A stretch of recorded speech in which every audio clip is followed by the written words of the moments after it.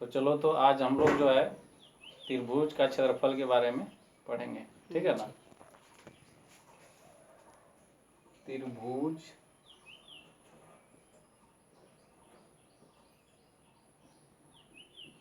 का क्षेत्रफल।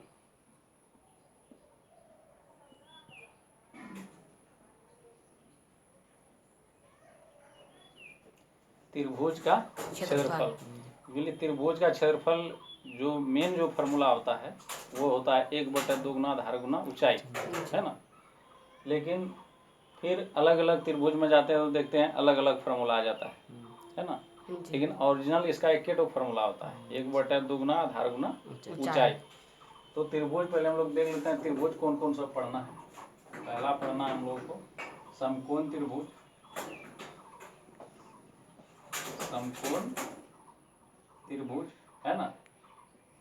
उसके बाद समबाहु त्रिभुज, समबाहु त्रिभुज, ठीक।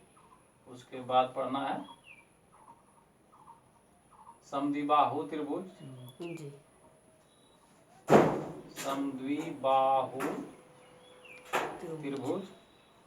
उसके बाद फिर पढ़ना है समद्विबाहु समकोण त्रिभुज, समद्विबाहु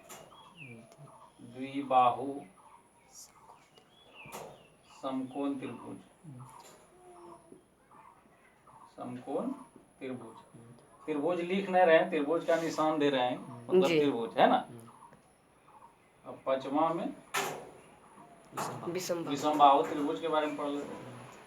विषमबाहु त्रिभुज, ठीक। मोटा मोटी इतना त्रिभुज के बारे में सबसे पहले पढ़ते हैं, ठीक।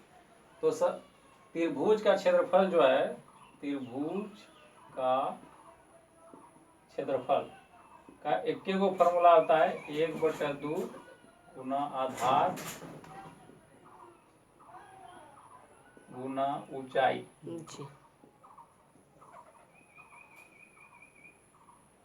है ना। त्रिभुज का क्षेत्रफल होता है 1/2 गुना आधार गुना ऊंचाई। लेकिन है क्या, इसका समकोण त्रिभुज जैसे हो गया, समबाहु त्रिभुज हो गया, समद्विबाहु त्रिभुज हुआ, समद्विबाहु समकोण त्रिभुज हुआ, विषमबाहु त्रिभुज हो गया, है ना। तो इसमें सब त्रिभुज में देखते हैं कि अलग अलग टाइप का फॉर्मूला लिख करके हम लोगों को क्षेत्रफल निकालना पड़ता है। लेकिन त्रिभुज का क्षेत्रफल जब कोई पूछता है तो बोलते हैं 1/2 गुना आधार गुना ऊंचाई। फिर ऐसा अलग अलग क्यों होता है ना। तो आज उसी चीज को हम लोग जानने का प्रयास करेंगे। तो सबसे पहला जो है त्रिभुज, कोई भी त्रिभुज रहे उससे कोई फर्क नहीं पड़ता है। अगर हम लोगों के पास आधार और ऊंचाई होगा तो हम लोग त्रिभुज का क्षेत्रफल आसानी से निकाल लेंगे। ये आधार और ऊंचाई अगर नहीं रहा तो त्रिभुज का क्षेत्रफल भी नहीं निकलेगा। तो जैसे समकोण त्रिभुज में पहला नंबर में जैसे समकोण त्रिभुज है, तो समकोण त्रिभुज का मतलब है कि एक कोण इसका 90 डिग्री होगा, है ना। ये वाला कोण 90 डिग्री होगा। तो इसमें ये क्या हो गया, आधार हो गया जी, ये आधार हो गया, और ये लंब या ऊंचाई, है ना। इसको लंब बोलो चाहे ऊंचाई बोलो, बात एक है, या ऊंचाई। तो इसमें देखिए आधार और ऊंचाई है, तो इसीलिए समकोण त्रिभुज का क्षेत्रफल हो जाएगा 1/2 गुना आधार। इसको अगर b लिखे आधार को और ऊंचाई को h लिखे तो b गुना क्या हो जाएगा, h हो जाएगा, है ना।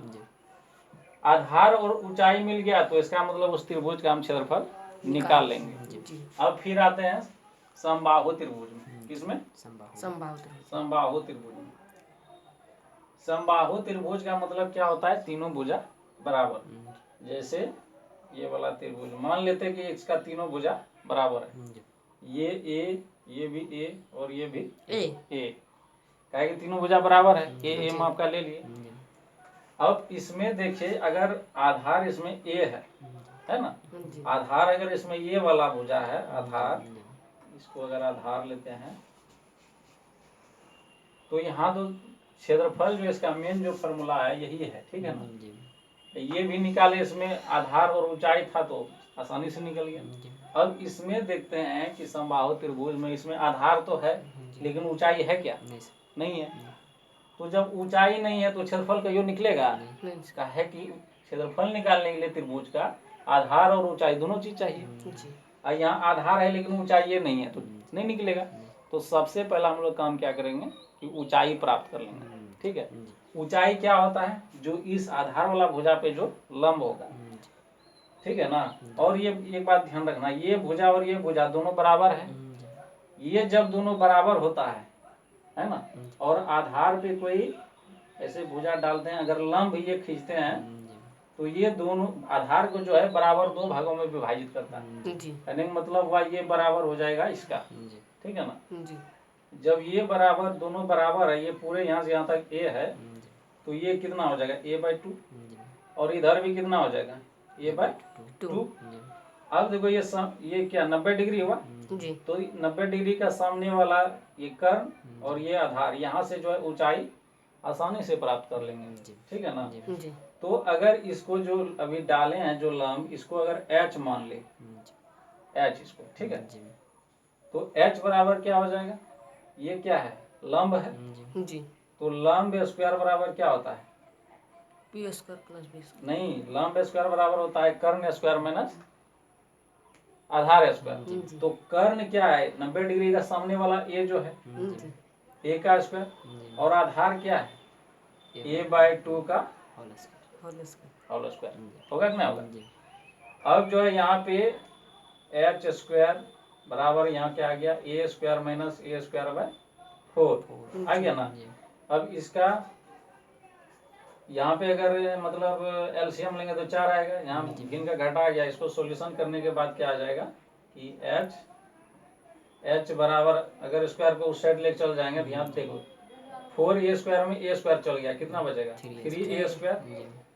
3a²/4 और ये इसका स्क्वायर हटा के उस साइड करेंगे तो इसमें आ जाएगा √, आ जाएगा। अब a का स्क्वायर रूट हटता है तो स्क्वायर हट जाता है ना। a का हट जाएगा स्क्वायर, 4 से क्या बाहर आ जाएगा? 2। क्या कि 4 को 2 का स्क्वायर लिख सकते हैं, स्क्वायर हटता है तो रूट भी हटता है। तो इसीलिए यहाँ पे h बराबर कितना आ जाएगा? h बराबर, अगर यहाँ से यहाँ पे बात करें तो h बराबर आ जाएगा √3।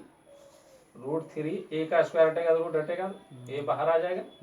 उसके बाद यहाँ 4 से 2 बाहर आ जाएगा। अब देखो ये आधार भी है और ये ऊंचाई भी निकल गया। इसका मतलब हम जो है समबाहु त्रिभुज का क्षेत्रफल भी आसानी से निकाल लेंगे, है कि नहीं। अब ये समबाहु त्रिभुज का क्षेत्रफल बराबर अगर बात करें, क्षेत्रफल बराबर तो क्या हो जाएगा? 1/2 आधार क्या है इसका? a है। आधार क्या है? a है। और ऊंचाई अभी तुरंत निकाले हैं, √3/2 इंटू a। तो इसको अगर गुना करेंगे तो क्या हो जाएगा? √3 a गुना a² 2 इंटू 2 4। तो समबाहु त्रिभुज का क्षेत्रफल ये किसका निकला?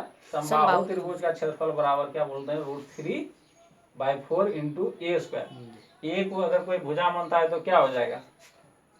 √3/4 इंटू भुजा स्क्वायर, है ना, भुजा स्क्वायर ये भी बोलता है कि ना। यहाँ तक तो समझ गया है ना। तो यह ऐसे करके जो है बारी बारी से अब जो है समद्विबाहु समकोण त्रिभुज, समद्विबाहु त्रिभुज का देख लेंगे, समद्विबाहु समकोण त्रिभुज का देख लेंगे। उसके बाद आएंगे विषमबाहु त्रिभुज में। अगर आधार, एक बात याद रखना कि आधार और ऊंचाई है तब ये क्षेत्रफल निकाल पाएंगे। अभी आगे जाके झमेला होगा कि आधार तो होगा ऊंचाई नहीं होगा, ठीक है ना। उसके बारे में आगे चर्चा करेंगे, ठीक है। अभी फिलहाल इतना ही, ठीक।